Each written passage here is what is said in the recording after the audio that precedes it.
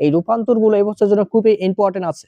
C2H2 অর্থাৎ CH triple bond CH, এখান থেকে তোমাকে আনতে বলছে ইথিলিন। তাহলে আমি কি করব, প্রথমে হাইড্রোজেন চালনা করব 200 ডিগ্রি সি টেম্পারেচারে নিকেল অনুঘটক দিয়ে। তাহলে প্রথমে কি হবে, এই হাইড্রোজেনটা এখানে একটা আসবে, এখানে একটা আসবে, তার মানে CH2 ডাবল বন্ড CH2 হবে, ঠিক আছে। আর ট্রিপল বন্ড সিঙ্গেল বন্ড হবে, তাহলে CH2 হয়ে গেল আমাদের ইথিলিন। এবার কি হবে, আরেকটা স্টেপ করব, আমাদের ডাবল বন্ডটা ভেঙে ইথেন আনতে হবে।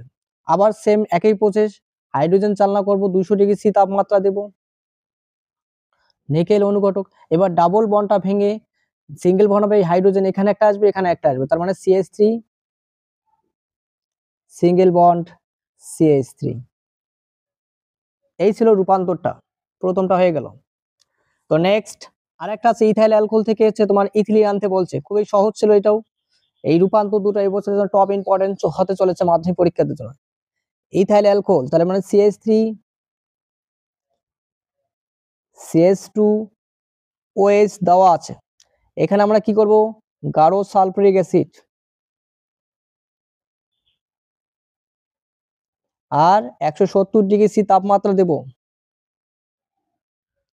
যখন 170 ডিগ্রি সি তাপমাত্রা দেব, কি হবে, এখান থেকে মাইনাস জল হবে, H2O বেরিয়ে যাবে, ঠিক আছে। এখান থেকে জল বেরিয়ে যাবে, তাহলে বেরিয়ে যাওয়ার পর থাকবে কি, থাকবে হচ্ছে CH2 ডাবল বন্ড CH2, ঠিক আছে। এই ছিল এটা রূপান্তরটা। তারপর এলপিজি আর সিএনজির মুখ্য উপাদানগুলি কি কি, এলপিজি এবং সিএনজির মুখ্য উপাদান, এলপিজির উপাদান হচ্ছে বিউটেন C4H10, আর সিএনজির প্রধান উপাদান হচ্ছে মিথেন।